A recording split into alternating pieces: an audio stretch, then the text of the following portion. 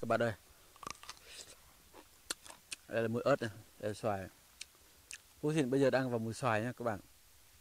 Và hiện tại thì mình đang ở đầm sen Phú Thiện. Các bạn nhìn ngoài kia thấy đầm sen ngoài kia không? Mình và cameraman Tùng DC đang ở đầm sen thưởng thức món xoài. Ê, phía kia kìa, xoài một đống nha. Đấy, xoài bên kia nữa. Tí mình đi hái cho các bạn xem nha.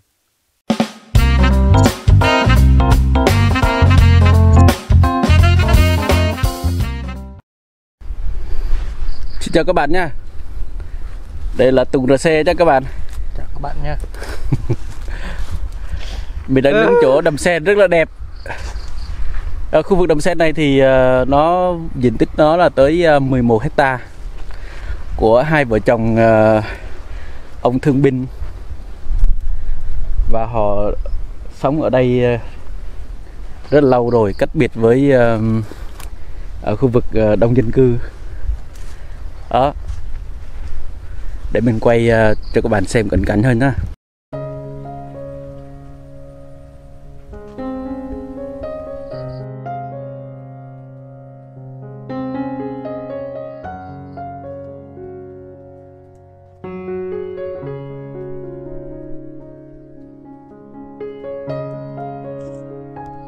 Đây lá giang mọc nhiều lắm các bạn. Lá giang mọc này. Rồi đây là cây dầu lai này.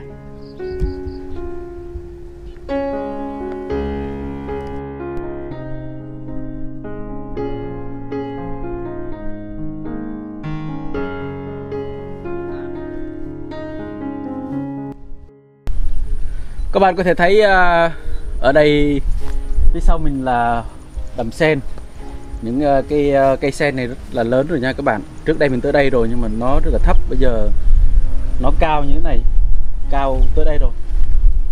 Và một số hoa đã nở, và xung quanh kia là các bạn có thể thấy là nhụy hoa nó đã có hạt rồi nha các bạn.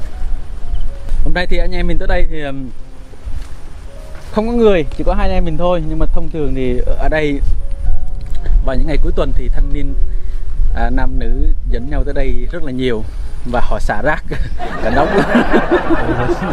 Đấy, hẹn hò đây là rồi uống nước, rồi trà sữa, rồi trái cây, bánh kẹo họ xả ra đây hết luôn. Đây là ruộng của Thương Drum nha các bạn. Thương Drum ở Giá Pa ấy, chắc bạn không biết đâu. Nào mời Caramel làm chai chứ.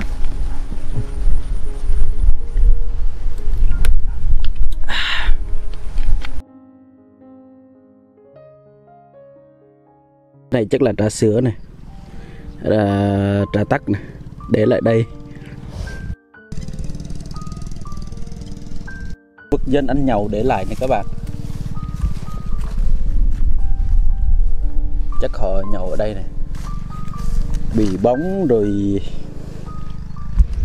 đủ kiểu hết. Ó xì, phòng tôm, nước mắm.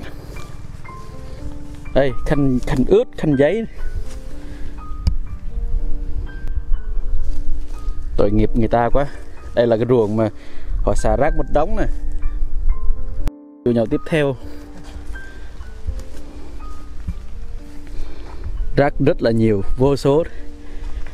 Để dân ăn nhậu này, đậu phộng này. Đậu phộng nhậu với bia này, hoặc là rượu trắng. Còn thuốc lá nữa này. Quá nhiều luôn. Ô, đây có thuốc trừ sâu nữa này các bạn. Thấy không? Nhậu thuốc trừ sâu luôn mới ghê.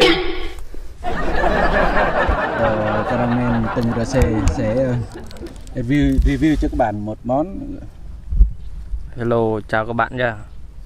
Đây là lá chua, lá giang gì đấy này.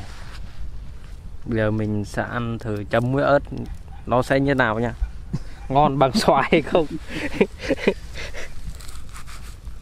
Ăn nhiều ớt.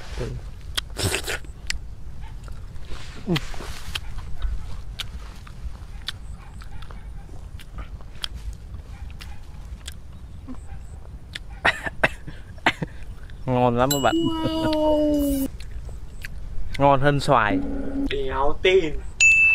Cái lá này mà nấu với cá này, có cá nấu canh chua ngon lắm. Cái này chắc dân thành phố không biết đâu.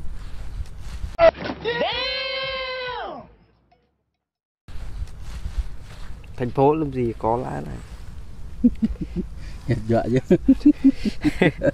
Mình nói là mình dọa người ta lắm.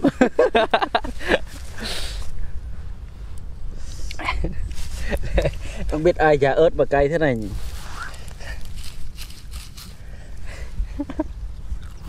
Không biết đứa nào mà lá ớt cay. Toàn là ớt không.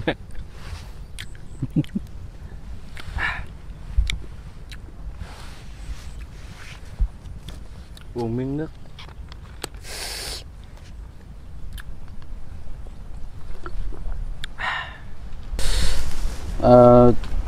Bây giờ cũng là mùa dịch rồi, mùa Covid đợt 4 quay lại Việt Nam thì anh em nhà công tụi mình thất nghiệp các bạn, biết làm gì ngoài đi chơi.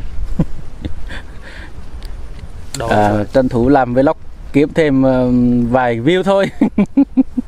Các bạn nếu thấy thương tụi mình, các bạn nhớ cho tụi mình một like nha, một đăng ký nha, nhớ đăng ký kênh của em Tung RC nha. Mình sẽ để đường link ở dưới video này. Đăng ký nhiều nha, mình nhanh có tiền. Giờ mình sắp chết đói rồi. Sắp chết đói.